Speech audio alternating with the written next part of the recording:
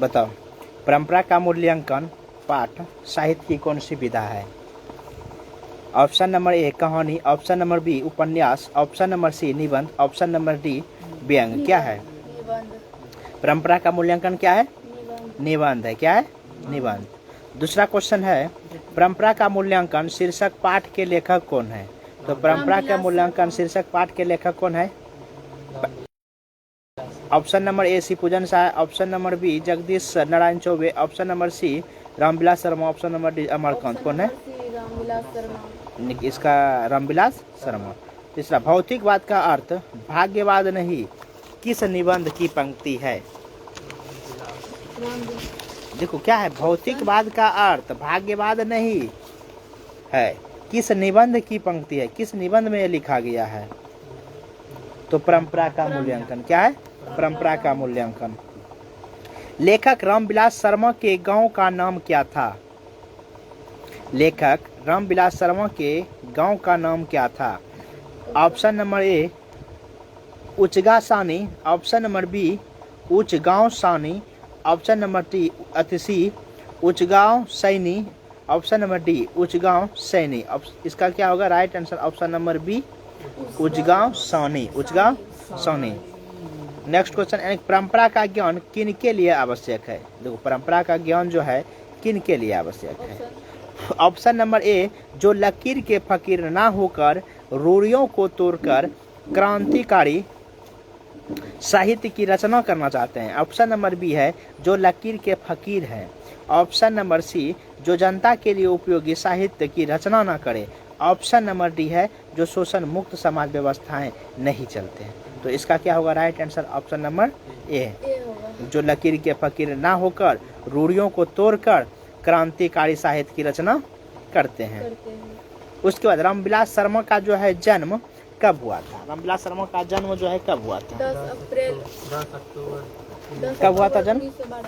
10 अक्टूबर 1912 में हुआ था। कब हुआ था? 10 अक्टूबर 1912 में। किसका जन्म? रामविलास शर्मा का जन्म। तो रामविलास शर्मा जो है कब से कब तक जो है भारतीय प्रगतिशील लेखक संघ के महामंत्री रहे थे? कब से कब तक? 1949 से 1953 1949 से 1953 तक। 1949 से 1953 तक। रामविलास शर्मा को किस कृति के लिए साहित्य अकादमी पुरस्कार मिला था? यानी कि रामविलास शर्मा को जो है किस कृति के लिए साहित्य अकादमी का पुरस्कार मिला था?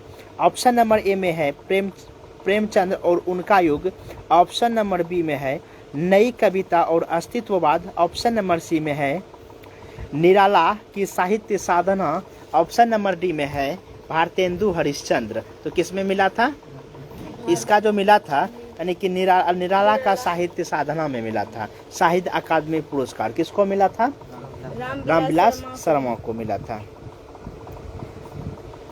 बताओ निराला का साहित्य साधना के रचनाकार कौन है?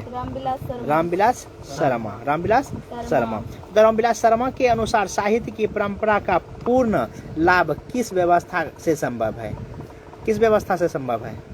ऑप्शन है समाजवादी व्यवस्था, समाजवादी व्यवस्था। ऑप्शन देखी को देना है कि समाजवादी व्यवस्था। क्या है?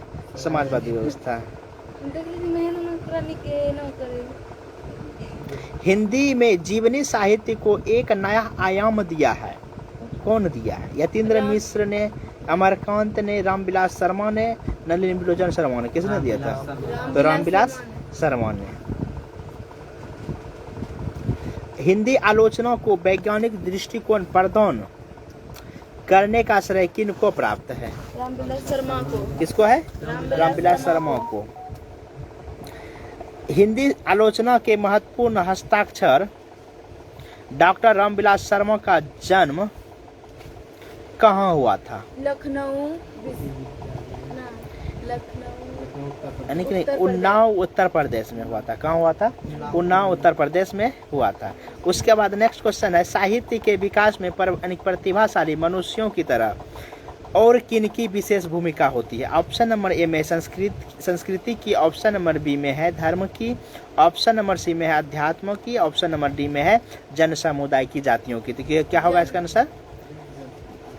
इसका होगा ऑप्शन नंबर बी यानी कि धर्म की। किसका होगा? धर्म का होगा। फिर क्या है? जारशाही कहाँ है? जारशाही जो है कहाँ है? ऑप्शन सोवियत रूस यानी कि सोवियत रूस में है, ऑप्शन नंबर बी फ्रांस में है, ऑप्शन नंबर सी नेपाल में है या चीन में? कहाँ है? सोवियत रूस में। कहाँ है? Soviet number. जारशाही कहाँ है? सोवियत रूस में है। उसके बाद प्रगतिशील साहित्य का संबंध जो है किससे है? ऑप्शन नंबर ए है बौद्ध दर्शन से, वेदांत दर्शन से, मार्क्स दर्शन से, इनमें से कोई नहीं। क्या होगा इसका आंसर? राइट आंसर होगा इसका इनमें से कोई नहीं। ठीक। उसके बाद नेक्स्ट क्वेश्चन है, सोवियत संघ के लोग हिटलर विरोधी संग्राम को किस तरह के संग्राम की संज्ञा देते हैं? ऑप्शन नंबर ए है महान राष्ट्रीय संग्राम, ऑप्शन नंबर बी राजनीतिक संग्राम, ऑप्शन नंबर सी है धार्मिक संग्राम, ऑप्शन नंबर डी है सामाजिक संग्राम। इसका क्या होगा राइट आंसर? महान राष्ट्रीय संग्राम। क्या होगा? महान राष्ट्रीय संग्राम। तो ये जो है ये चैप्टर तो अब खत्म हो गया। अब दूसरा चैप्टर पढ़ गए ना किया है, ये जित जित मैं निखरत हूँ, यानी कि इसका लेखक कौन है? पंडित बिरजू महाराज। जित जित मैं निखरत हूँ। देखो, जित जित मैं निखरत हूँ पाठ साहित्य की कौन सी विधा है? क्या है? जित जित मैं निखरत हूँ जो है पाठ साहित्य की कौन सी विधा है? कहानी है, नाटक है, उपन्यास है, साक्षात्कार है? क्या है? देखो, जित जित जो मैं निखरत हूँ ये साक्षात्कार है। क्या है? साक्षात्कार है। जित जित मैं निखरत हूँ पाठ में जो है बिरजू महाराज के साथ संवाद किसने किया था? बिरजू महाराज के साथ जो संवाद किसने किया था? Option number A Rashmi Vajpayee, option number B Lachhu Maharaj, option number C है बिरजू महाराज के मामा, option number D Dayaram ji. इसका होगा option number A Rashmi Vajpayee. कौन? रश्मि वाजपेयी। नेक्स्ट क्वेश्चन है, प्रसिद्ध नर्तक शंभू महाराज बिरजू महाराज के कौन थे? शंभू महाराज जो थे बिरजू महाराज के कौन थे? कौन थे? चाचा जी थे। कौन थे? चाचा थे।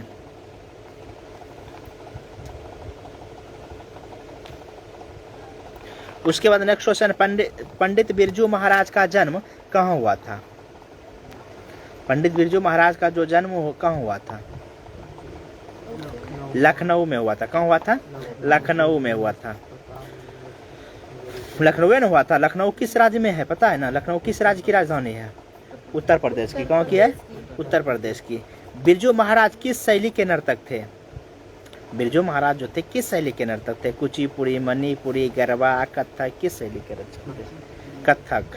कौन? कथक। बिरजू महाराज का संबंध किस घराने से था?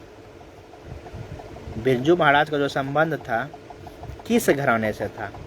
ऑप्शन नंबर ए में है Lucknow, option number B Dumraon, option number C Banaras, option number D है इनमें से कोई नहीं। लखनऊ। तो लखनऊ घराने से था। कहाँ से था? लखनऊ घराने से। बिरजू महाराज का संबंध लखनऊ घराने से था। जन्म उसका लखनऊ में हुआ था, रहा था यहाँ आके डुमराव में। उसके बाद बिरजू महाराज ने कितने प्रोग्राम करके बाबूजी की 10वीं और 13वीं किया था? कितने? बिरजू महाराज ने जो है कितने प्रोग्राम करके बाबूजी का 10वीं और 13वीं किया था? तो जब देखो यानी कि उसके बाबूजी का मृत्यु जब हुआ था, मृत्यु होने के बाद जो ना श्राद्ध क्रिया श्राद्ध होता है ना, उसके बीच में वो दो प्रोग्राम किया था। 2 प्रोग्राम करके 9:30 मतलब नहीं 2 प्रोग्राम किया था उसके बीच में, तब उसका 10वीं और 13वीं किया था। तो बताओ, उसके बाद बिरजू महाराज ने डुमरी जो है किससे सीखी थी? अम्मा से। डुमरी किससे सीखी थी? अम्मा से। बिरजू महाराज खुद को किसका शागिर्द मानते थे? यानी कि बिरजू महाराज जो है किसको यानी खुद का शागिर्द मानते थे?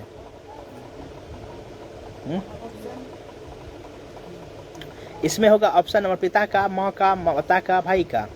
तो शागिर्द जो मानते थे पिता का, क्योंकि उसका जो गुरु जो था कौन था? पिता।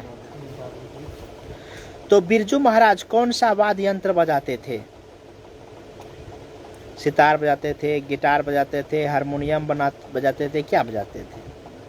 यानी कि सभी चीज बजाते थे। सितार भी बजाते थे, गिटार भी बजाते थे, हारमोनियम उपयुक्त सभी बजाते थे। नृत्य की शिक्षा के लिए पहले पहल बिरजू महाराज किस संस्था से जुड़े थे? तो नृत्य के जो शिक्षा के लिए जो है पहले पहल जो बिरजू महाराज किस शिक्षा से जुड़े थे? तो यह जो है जीके का भी अथी करेंगे अभी।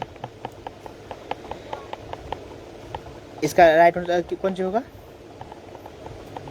ये होगा यानी कि हिंदुस्तानी डांस म्यूजियम दिल्ली में यानी कि अथी किया था पहले पहल। उसके बाद बिरजू महाराज अपना सबसे बड़ा जज किसे मानते हैं? बाबूजी को। बाबूजी को। किसे मानते हैं? बाबूजी को। बाबूजी को मानता था। हाँ। बिरजू महाराज सबसे बड़ा जज जो है अपना अम्मा को मानता था। किसको मानता था? अम्मा को। यानी बिरजू महाराज सबसे बड़ा जज किसे मानता था? अम्मा को मानता था। बिरजू महाराज के पिता की मृत्यु जो है किस अवस्था की उम्र में हुई थी? तो इसका जो यानी कि जो है 54 वर्ष की उम्र में हुई थी बिरजू महाराज के पिता की मृत्यु। 54 वर्ष का उम्र था।